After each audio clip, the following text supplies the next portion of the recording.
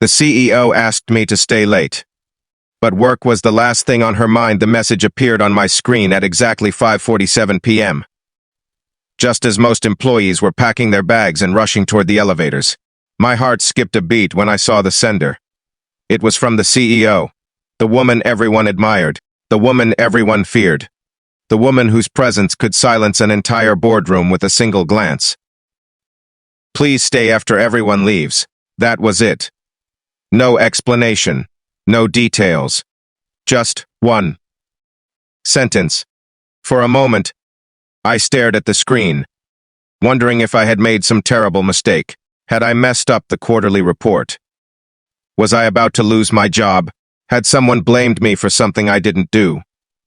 The questions raced through my mind as the office slowly emptied around me. Before we continue, take a moment to like this video. Leave a comment, share it with someone who believes in kindness and second chances, and subscribe to the channel for more emotional stories that remind us how powerful compassion can be. By 6:30, the entire floor was nearly deserted. Outside the glass windows, the lights of Chicago shimmered against the darkening sky.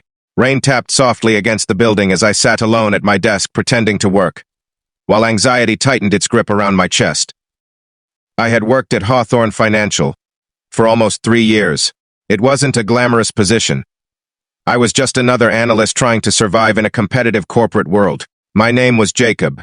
I came from a small town in Ohio and had spent most of my life fighting to prove that I belonged in rooms filled with people who seemed born for success. The CEO, Victoria Hawthorne, was the complete opposite. She came from wealth, prestige, and influence. At least that's what everyone believed. When her assistant finally appeared and told me she was ready to see me, my stomach felt like it was filled with stones. I followed her down the quiet hallway toward the executive offices. The massive corner office overlooked the city. The lights were dim. Victoria stood near the window with her back turned toward me. For the first time, she didn't look like the powerful leader who dominated every meeting. She looked tired, exhausted even. She turned slowly and motioned for me to sit. What happened next was something I never could have imagined. Instead of discussing business, she asked me about my family. The question caught me completely off guard. I told her about my mother. I told her about how my father had passed away years ago. I told her how hard my mother worked to support us after his death. As I spoke, something strange happened. Victoria listened. Not like a CEO, not like a boss, like someone desperately searching for connection. Then she asked another question. And another. And another. An hour passed. Then another. Still, we never discussed work.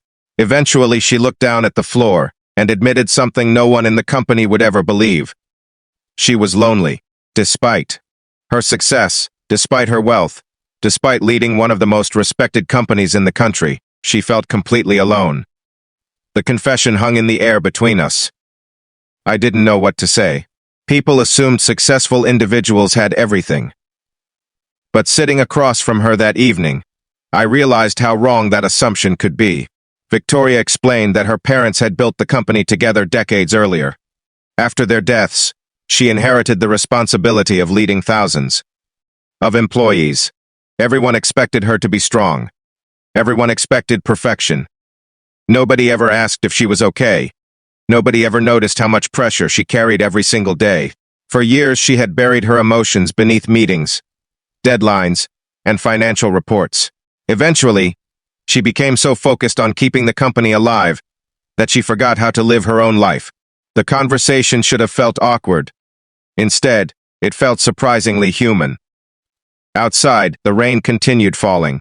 Inside, two people from completely different worlds sat talking long after business hours had ended. Over the following weeks, something changed. Occasionally, Victoria would ask me to stay late. Not every day. Not every week. Just during moments when the weight of the world seemed heavier than usual.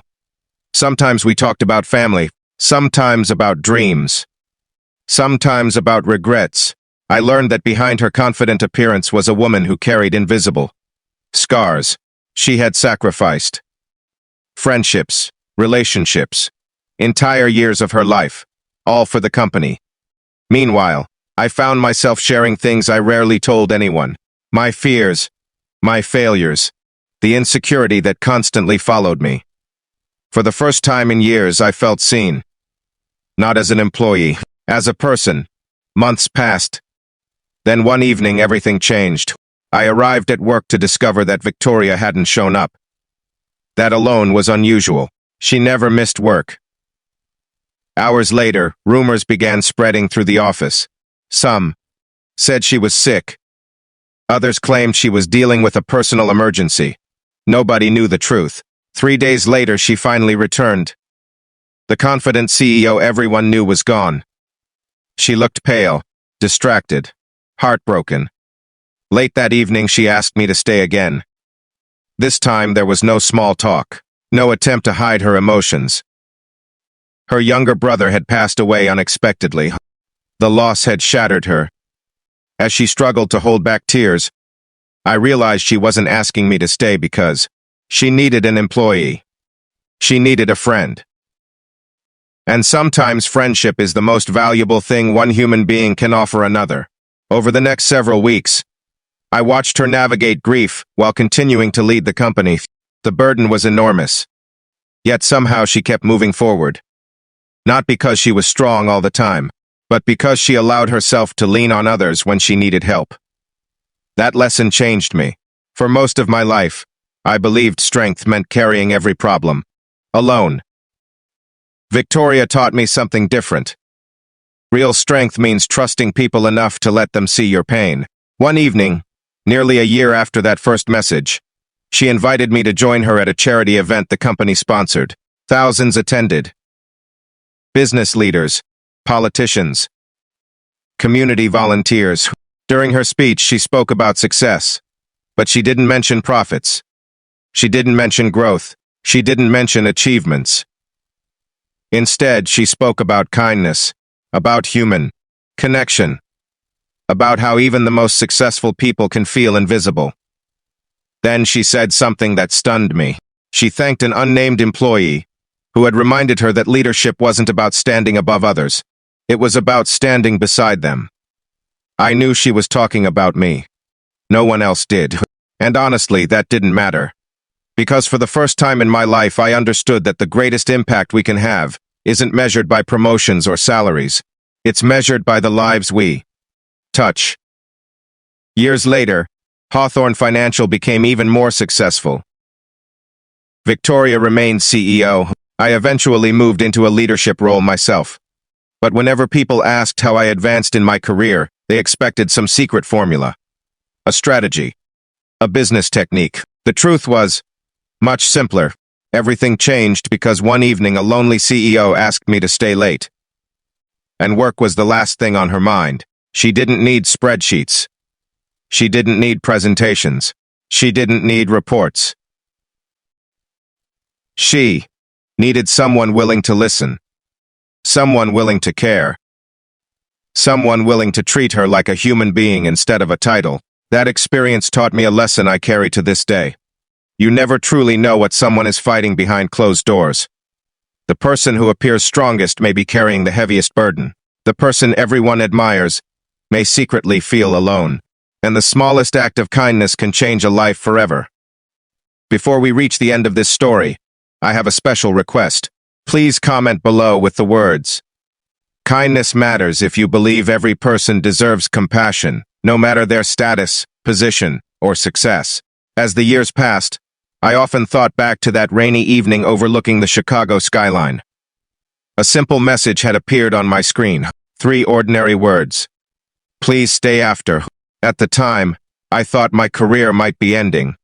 Instead, a remarkable friendship was beginning.